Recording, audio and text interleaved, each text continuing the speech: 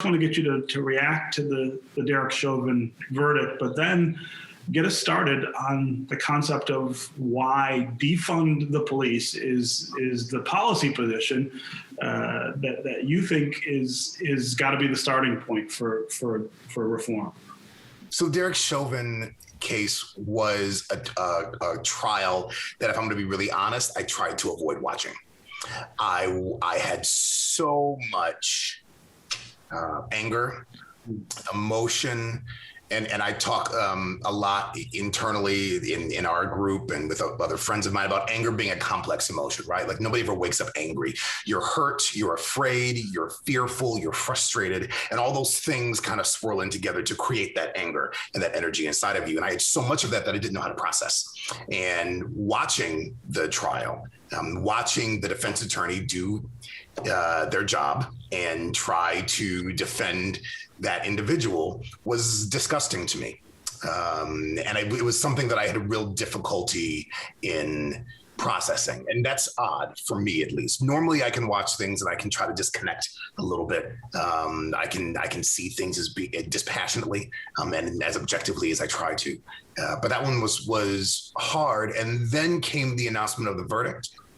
My next door neighbors apparently saw it before I did because they screamed. And so I knew what was coming, and there was this void. People were happy and excited, and I couldn't be.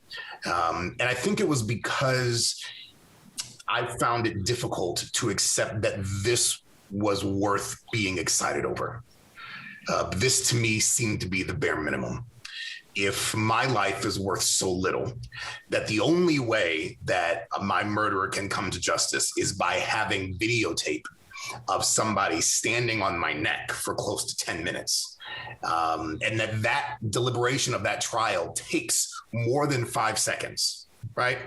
To me is nothing to be proud of, and it's nothing to be excited about. There's an interesting dichotomy that Black Americans have that I have. I'm the grandson of a Tuskegee Airman. I come from a largely military supportive family, even those of us that did not serve, and recognizing that sacrifice and knowing that I was not brave enough to sign up for that duty. But I also think that we have to be really honest about the system of government that we have. It's not a system that is broken. It's a system that's built and functioning the way it was meant to function, to maintain a social hierarchy, to maintain social order. So when we talk about how we respond to Derek Chauvin and we talk about what it means to defund the police, what we're talking about is removing ourselves from a system that has brought these types of murders. And when people hear defund the police, I think there's this rhetoric out there. I know there's this rhetoric out there that makes people feel like there's lawlessness that we want, that we don't want any sort of order or safety. We are separating the idea of safety from the idea of policing. We are saying that safety in and of itself is an inherent concept, that communities have every right to be able to govern themselves, and that for as long as the system of policing has existed, it has been inherently antithetical to that concept of safety for a huge swath of Americans. And so when we talk about defunding the police, I'm not talking about walking up to individuals like Chief Barren and saying, you are an awful person. I want you gone. I want you out of my community, and I want to run everything myself. What I'm talking about is moving funds, is divesting and reinvesting. So, Chief Barren, I would love for you to respond to what John's saying there. I think he did a wonderful job of pointing out that, look, he's not personally opposed to you or the job that you do, but that the systems that underpin policing in this country are functioning the way they were intended, which is to reinforce a social order that devalues Black life. Much like John, I had anxiety myself waiting for that verdict to be rendered, because here's my thoughts. Would there be that one or two jurors who spin it into a mistrial after receiving all this overwhelming evidence that Mr. George Floyd was in fact murdered? And so I did have a sigh of relief when the verdict came in that this individual was guilty on all 3 counts. Much like John, the work still has to continue. When you look at the history of law enforcement, there is a history of racism and police brutality. It's a fact. is not only a fact, it's a documented fact. And so reforms must take place. They must take shape. You need leaders in policing who are courageous enough to make the much needed changes and support those changes. And so when you look at the George Floyd Justice in Policing Act, there are a number of things that should happen. We'll start off with the conversation of qualified immunity, because right now that's a hot topic. Mm-hmm. And so, yes, there need to be some reforms in qualified immunity, but here's my projection on that. If a police officer is determined to be responsible for criminality or gross negligence, yes, they should lose their qualified immunity. Do understand that this business is a risky business where things are going to happen in policing. So officers acting in good faith, they should retain their qualified immunity. And so your next question may be, well, how do you determine which is which? And that would or should take place in a process where it's evaluated per incident, and then a determination is made based on criminality, gross negligence, whether that officer should lose qualified immunity. When we have conversations about defunding the police, so yes, I'm not an advocate of defunding the police. Right now, we do a number of different jobs. We do a lot of community efforts. As you see in the recent death of the young man with this taser incident occurred, I don't believe that officer intentionally tried to kill him. That's what I would call gross negligence. You cannot make that kind of error in policing because lives are lost. What does the training look like for that police department? Why was that taser introduced in that situation that early on in the first place? When you make a decision to deploy a taser, it's for active aggression when the individual is in the process of fighting with the officer. What that young man was doing was resisting. Now, we can have another discussion because I want us to also have discussions about compliance, but it happened. The young man was resisting, but he was not displaying active aggression. And so what should have happened, they got control of that young man, maybe take him to the ground. There was plenty of officers there where a taser should not have been introduced. And so the idea that she may have had a taser, and there's concerns about that as well, because a taser is very bright yellow. That's the color of the tasers in my agency.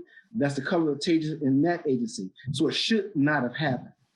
But with defunding the police, as I mentioned before, there's a lot of hats that we wear in this business. I believe that the government has money. I see the government spend money on many different things that are really not necessary. And so some of that money should be used for some of the programs. For example, we're starting a mental awareness response where we're looking to hire a medical professional to assist us on those types of calls for service. Because although there are calls for service for a person suffering from mental illness that have the potential to be violent, a majority of those are nonviolent, and we could use a medical professional to assist us in those types of response. Dr. Anderson, it strikes me that there's a couple of different things kind of going on here. One is the question of what the police do, what they're capable of doing, what they're asked to do, what the history is of what they're doing, and kind of separately, how we decide to sort of prioritize services for people. But I think there's still that fundamental question about policing and what it is and what it means in this country. I wonder if you can sort of help us bridge that gap a little bit. Is policing itself the problem? So you just want to ask me that $1 million question off top. Thanks so much for that, Stephen. Let me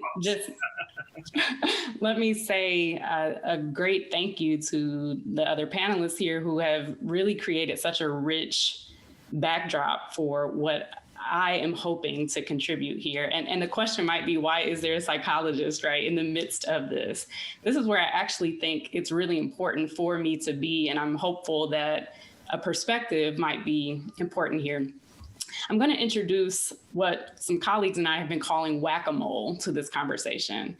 So whack-a-mole, for those folks who may have not made it to the Michigan State Fair, you grab this hammer, you start to hit at something that emerges, that's coming from this ground, something that you see, something that's obvious, that you want to go back into the earth.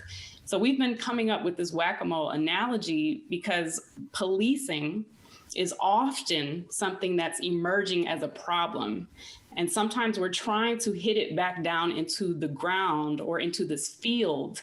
But one thing that I want us to really be mindful of is that the field itself, this American soil that it's emerging, that this problem is emerging from, is racism. We have had a problem in this country of racism since its inception because things that have occurred in this country have been based on race. Categories of people have been enslaved, categories of people have been stripped of their land, et cetera. So when we look at the American history and our culture through a lens of race, then you're able to understand as these problems emerge, as policing problems emerge, whether it's the entire system of policing or individual cases, because we often also look at a Dante Wright and we try to handle that and we create a hashtag. And then we move to Ma'Khia Bryant. We move to all of these cases that are emerging, but the entire problem of racism is what is feeding this system, the systemic problem of policing in America and these individual cases that are emerging. So Stephen, I want to say that because for me, it's not enough just to say that policing is a problem. It is. But that people who become police officers are born and raised in a society, in a country that sees people racially and has continued to treat people in different ways. To Chief Barren's point, perhaps Kim did not see Dante Wright as someone who she should be pulling a gun out on. Maybe we can all agree on that. But that she thought a taser, as you pointed out, was needed so early on for a 20-year-old man who posed no violent threat to her, is a psychological problem that not only police officers have, but educators, that other technicians, people within our community who are running our community, see Black people as inherently less. That is an American racial problem. That is not specific just to policing, though when we talk about policing, Stephen, we have a confluence of power, weapons, and immunity. And those three things are what make policing inherently more challenging, more heated than other places where perhaps a teacher is suspending. That's going to have consequences and that's going to be bad. But lethality, the ability to take a gun and to end someone's life because of that stereotype, in the same way that we have stereotypes about other people in our community with other professions, this is a lethality question. And when we talk about humanity, the need to live, one's ability, one's purpose in life to live, when we're taking that out and when someone has the capacity to take that out, that, Stephen, is what makes policing incredibly challenging in an American context.